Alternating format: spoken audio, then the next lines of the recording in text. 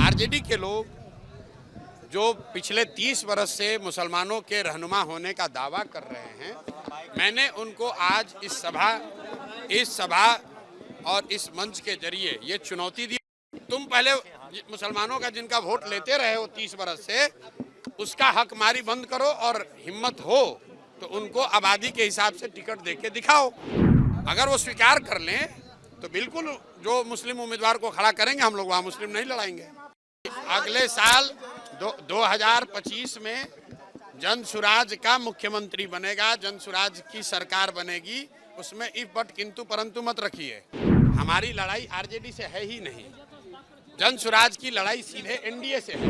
RJD तो ना 3 में ना 13 में, आरजेडी को कौन पूछ रहा है? लड़ाई हम में और एनडीए में है। समाज के सभी वर्गों की भागीदारी उनकी जनसंख्या के हिसाब से देने की जो बात कही गई है, उसके तहत मुसलमानों की आबादी के हिसाब से कम से कम 40 विधानसभा सीटों पर मुसलमान समाज के काबिल लोगों को चुनाव लड़ाने का ऐलान पहले से किया गया है। और ये जो जनसुराज में पहले से अन्य वर्गों के लिए बात कही गई है, उसके अनुरूप है, ये कोई अलग नहीं है।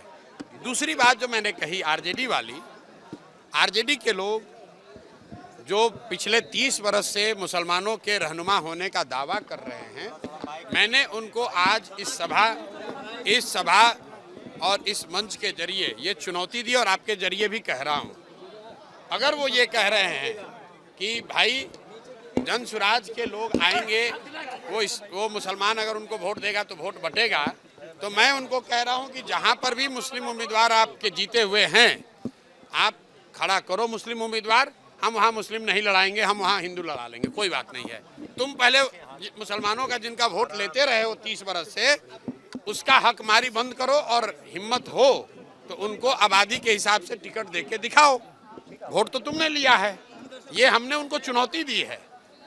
अगर वो स्वीकार कर लें तो बिल्कुल जो मुस्लिम उम्मीदवार को खड़ा करेंगे, हम लोग वहाँ मुस्लिम नहीं लड़ाएंगे। अरे भैया, दल बना नहीं और आप सीएम कौन होगा?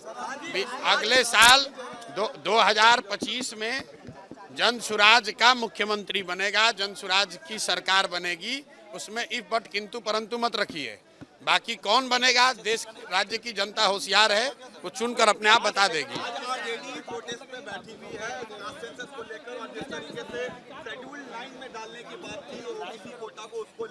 भाई, आरजेडी को जो करना है करे, हमारी लड़ाई आरजेडी से है ही नहीं, जनसुराज की लड़ाई सीधे एनडीए से है।